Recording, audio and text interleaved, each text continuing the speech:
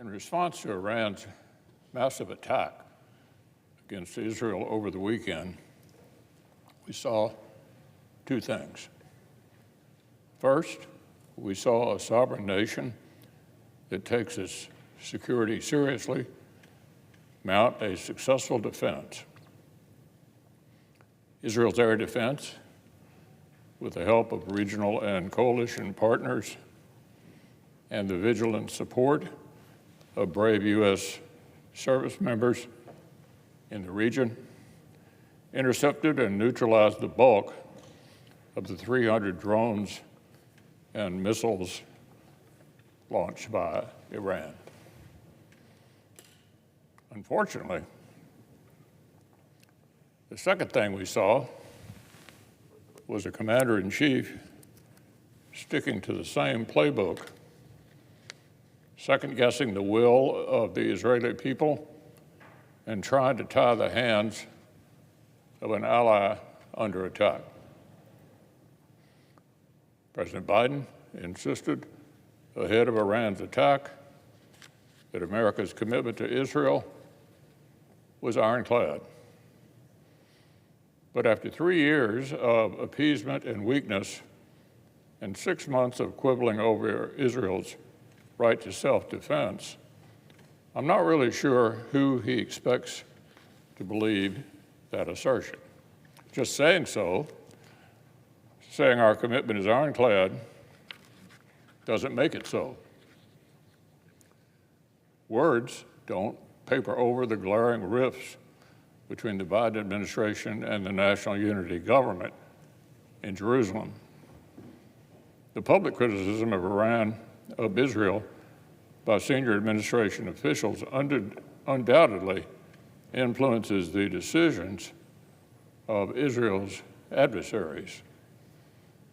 If the president's commitment to a vital ally were, quote, ironclad, end quote, his response to this weekend's attack would not be to lecture her leaders against responding in self-defense. Would an American commander-in-chief fail to respond if an adversary launched 300 missiles at American soil? The fact that our collective defense has worked in this case doesn't obviate the threat. It doesn't make the need to compel Iran to change its behavior any less urgent. Make absolutely no mistake, Iran is not deterred. It is actually emboldened. The regime that attacked Israel this weekend is the same one that greenlit the violent hijacking of a commercial shipping vessel earlier the same day. It's the same Iran that trains, equips, sustains, and expends terrorist proxies from Lebanon to Gaza to Iraq and Syria to Yemen. It's the same regime that continues to grow an arsenal of long-range ballistic missiles and advance closer and closer to nuclear weapons capability. And of course, it's the same murderous regime that continues to equip Russia's brutal violence in Ukraine. It is no mere coincidence that the mixed barrage of UAVs, cruise missiles, and ballistic missiles designed to complicate Israel's air defenses is the same mix Russia uses to launch devastating and frequent long-range attacks against Ukrainian cities. Our adversaries are working together to make America and our friends less safe and less secure.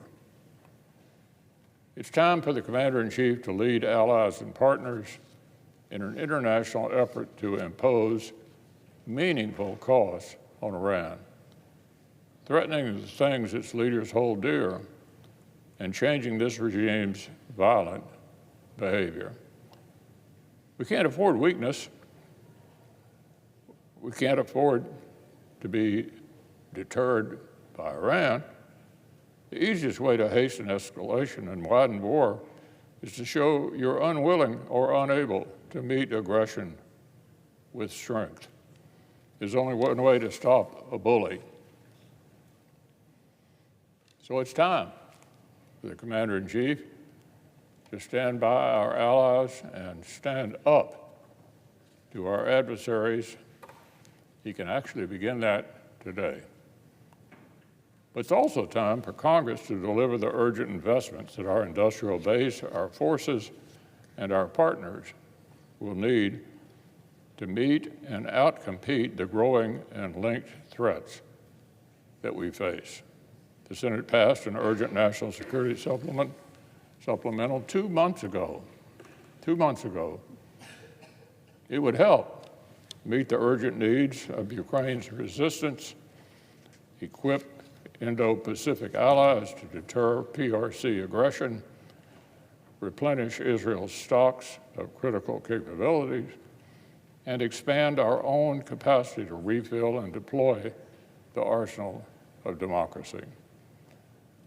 Anyone taking the challenges we face seriously knows that these unmet needs are absolutely urgent. So I'll once again urge our House colleagues to take up this legislation without delay.